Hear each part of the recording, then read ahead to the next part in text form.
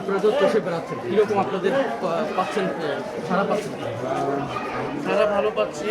আশা করি নির্ভয় নির্বিঘ্নে মানুষ ভোট দিতে পারলে আমাদের পক্ষেই ফলাফল আসবে।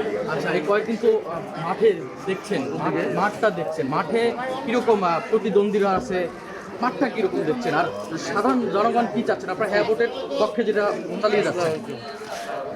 সাধারণ জনগণ পরিবর্তন চাচ্ছে, যেহেতু 16 বছর পরে একটা সুষ্ঠু নির্বাচনের সম্ভাবনা তৈরি হয়েছে। এই নির্বাচনের মাধ্যমে দেশের পরিবর্তন হবে, এলাকার পরিবর্তন হবে, এবং এমন জনপ্রতিনিধি আসবে যারা তাদের পাশে থাকবে, কথা শুনবে। মানুষ আসলে সেই ধরনের প্রতিনিধি চাচ্ছে, আমরা আমাদের জায়গা থেকে সেই কমিটমেন্ট দিচ্ছি। এনসিপির কয়েকজন প্রার্থীর উপরে হামলা হয়েছে, আমরা দেখছি ডিম মারা হয়েছে, হামলাও হয়েছে। এটা কি উদ্দেশ্যে মনে হয় আপনার কাছে?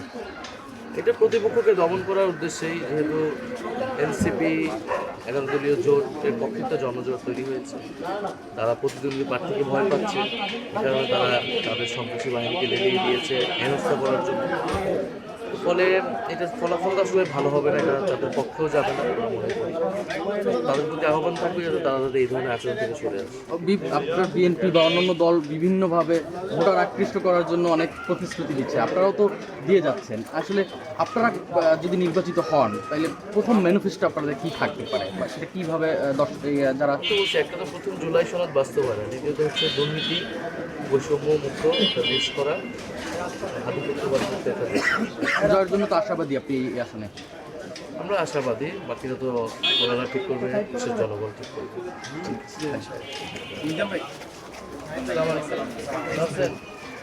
জন্য দোয়া রাখবেন, পাপলাকুলি মার্কায়।